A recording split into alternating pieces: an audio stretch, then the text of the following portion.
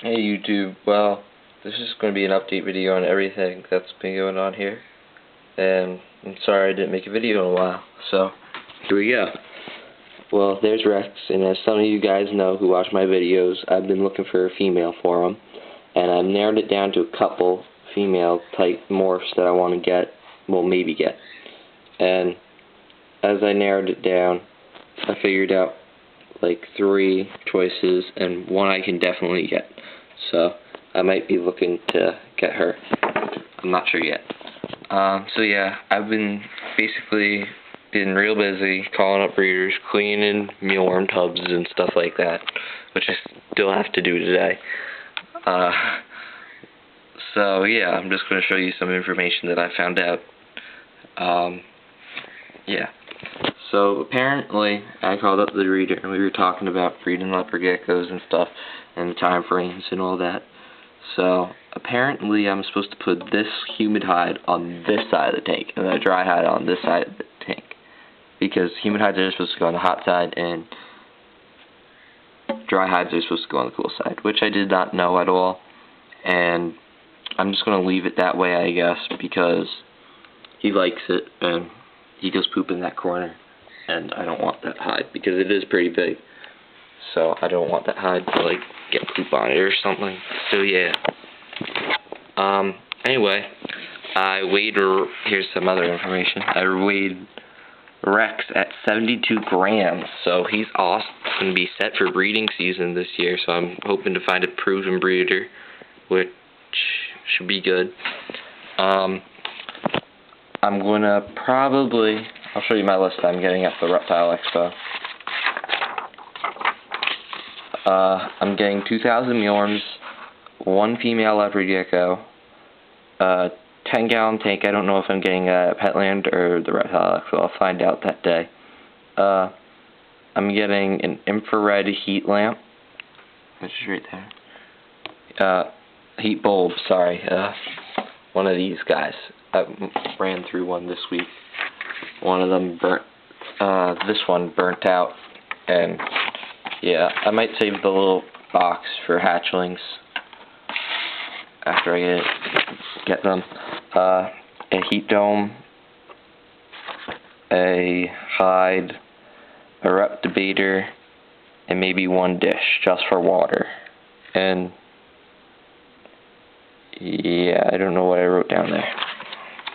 I have a water dish that's huge, which I'm probably not going to use. If I do use this, it's going to be for a 20-gallon that I might get. I'm not sure yet. And then this, I'm not using this. I have another food dish downstairs. But this one might be a good idea for calcium. Or I'm going to use a bottle cap. I'm not sure yet. Yeah. So I was talking to him. I believe I'm going to get hatch right too, so I'm going to write that down on my list. He said that would be good. And maybe some cocoa fiber for the lay box.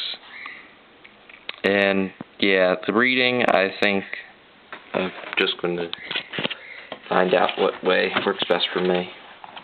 I'm probably going to take his advice, but yeah.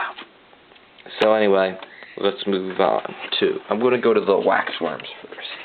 So, if you can see over there, I'm just going to zoom in, that little container right there, it's all gone. All the waxworms are disappeared.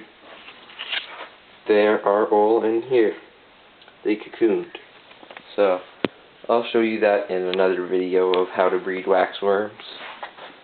I have not had any success with it yet, but I'll tell you how it goes. This is my mealworm breeding. If you can see, I have a ton of beetles in this one. I have 1 beetle in this one for this group. They're just finishing up. Like, seriously, just finishing up. I'll grab them and put them in this tank too. You really gotta go soft with beetles when you first have them. See, he's just gonna lay on his back, and then when he turns black, he'll get more mature and he'll learn. Breeder tub. This will be group 3. This is group 3, and this is group 3. This is a feeder tub. Yeah. Beetles in there. See, they have not turned black, so they don't know how to walk like that guy up there. Actually, those guys up there. Yeah. So, then I have also I bred these babies. I got that out of there. I did my test and I actually found babies in there, so that's good. This will be group 2 also, the whole thing. It's going to go pupae, mealworms, beetles, and then babies. And this will be babies up to here, and then this will just be a spare rack system. And then I got to do something with the stuff up there. This I'm probably going to use when I don't know, I might ship if it comes to it, maybe, I don't know, maybe to the future I might ship something, maybe some mealworms, I don't know. I also have those bags up there, so that might be what I'm going to ship them. I don't know yet. I'm probably not going to ship mealworms. If you're local or want to come to get them as they get bigger. They're not big yet, but I'm probably going to have them up for sale when they get a little bit bigger, because probably will have too many. I'm only looking to keep 3,000 out of these, which I'm expecting to get 10,000. That's what I'm hoping for.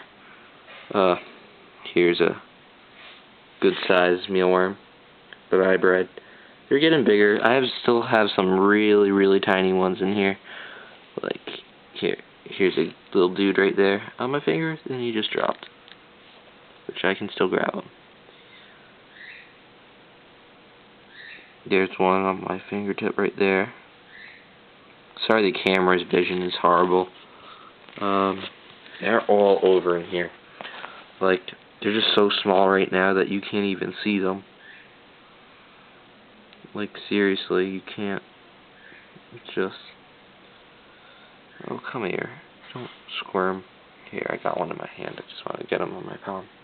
There's one. They're all over. Some are getting really big, some are still pretty small. But that's because they're like, there's another big one. We're probably going to shove him in the feeder bin. Because, yeah, for the other little ones, this guy will probably go in the feeder bin too. Let's see, there he is. For these little ones, it's just going to be 50-50. 50 of them will be feeders. If I have a big amount of them, then I'm going to sell them. But these I'm really expecting to get a good amount of babies to sell them. So, yeah. They might not be up for sale, and then again they might, so I'm not sure. I'll update you on that when they are, or if they are or not. So yeah. And then I changed this one out. Yesterday I put up this. This is just going to be a wheat brand. Just plain wheat brand up there with babies. Those are even smaller than these. Right there. They're sticking group 1 offspring. They're smaller. So yeah. Alright, now I'm going to go over to the sugar. I just took them out a little while ago, so they probably should still be awake. Yeah, I see one. Come here, little girl. Come here. I don't want her to bite me because my hands smell like mealworms. Oh, I took this one out a little while ago. Oh well. Okay, I'm just wiping my hands on my pants because I don't want her to bite me. So this is Raven. She's doing well. Come here, Raven. Raven. I'm going to lose a sugar glider. Just want to let you know that. Here, we'll watch her jump to her cage.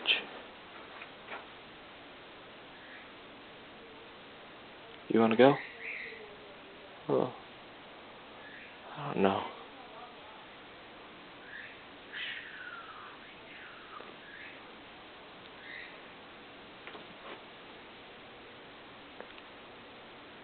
She might take off. I don't know yet.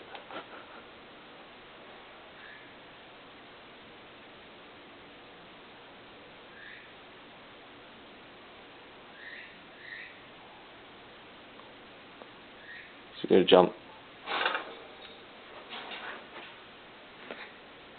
And yeah. Score 1 for her, and I think she whizzed on me. There's the other one. Come say hi to the camera? You come say hi to the camera, little girl? You're gonna try to bite me because my hands do smell like meal.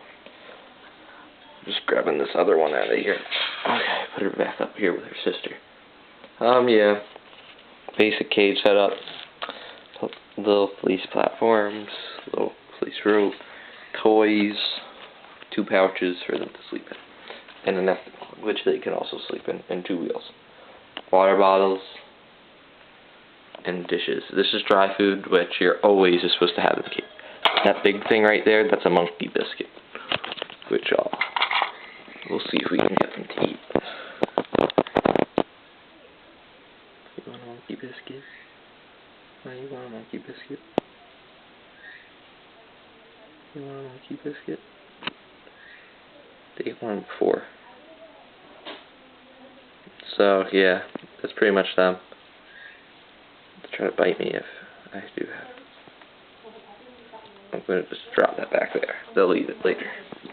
And that's just basically my update video on everything that's gone on here since it was before. So yeah, comment, rate, subscribe.